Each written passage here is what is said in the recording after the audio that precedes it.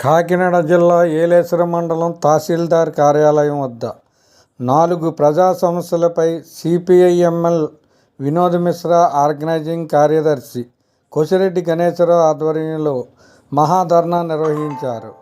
స్థానిక బాలాజీ చౌక్ సెంటర్లో నిరసన చేపట్టి అక్కడి నుండి తహసీల్దార్ కార్యాలయం వరకు నిరసన చేపడుతూ భారీ ర్యాలీగా వెళ్లి డిప్యూటీ తహసీల్దార్కి వినతి పత్రం అందజేశారు.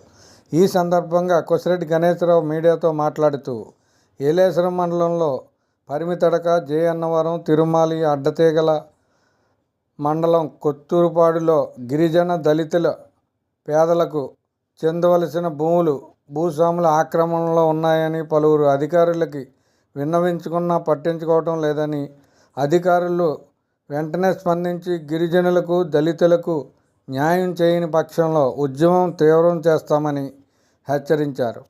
ఈ కార్యక్రమంలో సోమాల కుశల, నాగులపల్లి అర్జునుడు, గండేటి నాగమణి, గుమ్మడి పాదాలమ్మ, దొమ్మేటి లక్ష్మి, పారేపల్లి అజ్జమ్మ, మాసారపు రాజారావు, తీగల రాజారావు, వల్లి కొండయ్య, కందుల క్రాంతికుమార్, ఒమ్మి అప్పన్న, ఎం రాజబ్బాయి, కందుల ప్రసాద్ తదితరులు పాల్గొన్నారు. పేరు Kosireddy Ganeswararao, CPIML Vinod Mishra organising committee కార్యదర్శిని. వేళ ఏలేశ్వరంలో ఆర్టీసీ కాంప్లెక్స్ నుండి ర్యాలీగా బయలుదేరి అలాగే బాలాజీ చౌక్ సెంటర్లో నిరసన కార్యక్రమం నిర్వహించి ఏలేశ్వరం మండల తహసీల్దార్ కార్యాలయం వద్ద మహాధర్నా నిర్వహించడం జరిగింది. ఈ మహాధర్నా ప్రధాన ఉద్దేశం ఏంటంటే ఏలేశ్వరం మండలంలో 4 ప్రధానమైనటువంటి ప్రజా సమస్యలైనటువంటి డిమాండ్స్ ఏమైతే ఉన్నాయో అనేక సార్లు మండల తహసీల్దార్ వారికి, ఆర్డీఓ గారికి, కలెక్టర్ గారికి వీళ్ళందరికీ కూడా మాకు ఈ యొక్క అధికారుల నుంచి పరిష్కారం. అందులో ప్రధానమైనటువంటి సమస్యలు ఏంటంటే ఈ యొక్క ఏలేశ్వరం మండలంలో ఉన్నటువంటి ఎంతడక అలాగే జయన్నవరం గ్రామస్తులు గిరిజనులు ఎవరైతే ఉన్నారో వాళ్ళు 20 సంవత్సరాల నుంచి కొండపోటు సాగు చేసుకుంటా ఉన్నారు. ఆ కొండపోటు భూమి అడ్డతీగల మండల పరిధిలో అది రాజవమ్మింగి రేంజ్ పరిధి అది అయిపోయి ఉంటే ఆ గ్రామ సభ తీర్మానం కూడా జరిగి ఉంటే అక్కడ 2 ఎమ్మెల్యేలు వైఎస్ఆర్ పార్టీ ఎమ్మెల్యేలు ఇద్దరు కూడా పెట్టేసారు తప్ప ఇంతవరకు ఇవ్వలేదు. ఈ మధ్య కాలంలో గ్రామ సభ జరిగింది. దాన్ని ఆన్లైన్లో నమోదు చేయమని కూడా చెప్పడం జరిగింది. అది ఆన్లైన్లో నమోదు చేయడానికి ఇక్కడ మండల తహసీల్దార్ దగ్గర నుంచి రికమెండేషన్ లెటర్ వెళ్ళాలని చెప్తా ఉన్నారు.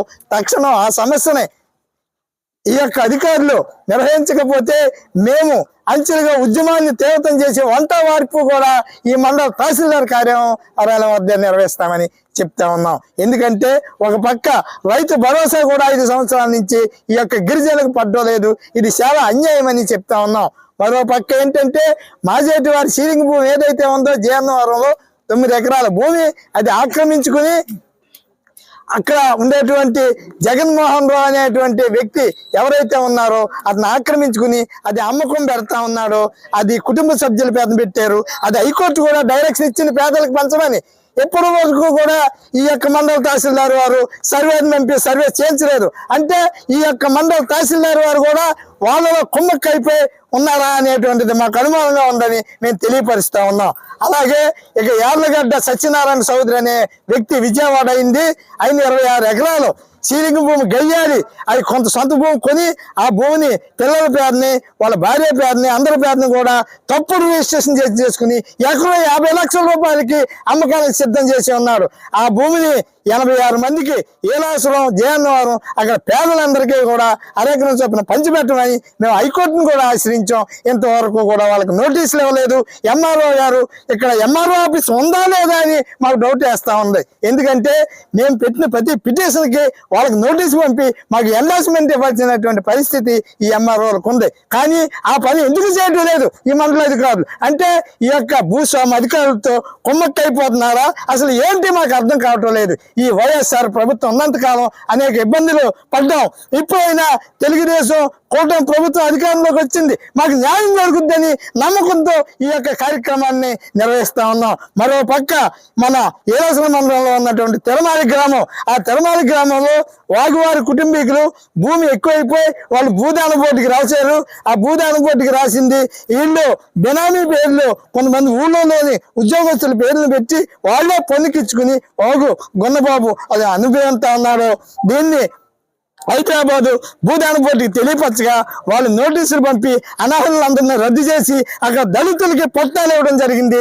ఆ పట్టాలు పట్టుకుని మేము ఎంఆర్ఓ ఆఫీస్కి వస్తే మేము పరిశీలిస్తున్నామని 2 సంవత్సరాల నుంచి వేడుతున్నారు తప్ప ఆ యొక్క పట్టాల ద్వారా వాళ్ళ పేరుని అనంతంలో ఉన్నటువంటి పాత వాళ్ళ పేరుని రద్దు చేసి బ్లాక్ లిస్ట్ లో పెట్టకుండా ఈ ఎంఆర్ఓ గారు పోయిన ఎంఆర్ఓ గారు 50,000 రూపాయలు లంచం అడిగినట్లు మాకు తెలిసింది. మన మారిపోయిన ఎంఆర్ఓ గారు ఆయన మరి ఎందుకు ఇలా చేస్తున్నాడో మాకు అర్థం కాలేదు. ఆ ఎంఆర్ఓ పై చర్యలు తీసుకుని అక్కడ పట్టాలు ఉన్నటువంటి ఈ యొక్క తిరుమల దళితులకు ఆ భూమి ఆన్వారు చేయకపోతే ఉద్యమం తీవ్రతం చేస్తామని